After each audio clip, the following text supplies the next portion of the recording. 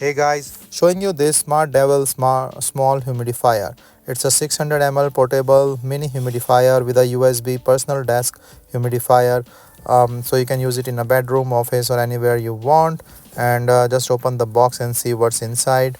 So this one is pretty straight. This have a manual, extra middle like the filter or the pipe, and then the humidifier itself. So the operation is straightforward, and this also have a night light, and you can see there is a charging cable inside. This is a USB-C cable that you can use to operate or on this humidifier. So this is the extra wick that you can use inside just to use for the water filter. And yep, just connect this one here, put in the water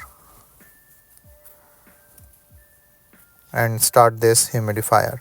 So when in the manuals mentioned, like there are two different thing, like this night lamp is on, and you can see it here.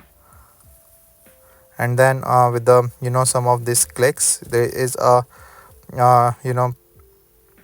this humidifier you can see on the top, hopefully in the video, and is a continuous one and the stop break one, or with the intervals, and it is auto stop. So it basically is a nice humidifier with a night lamp for you.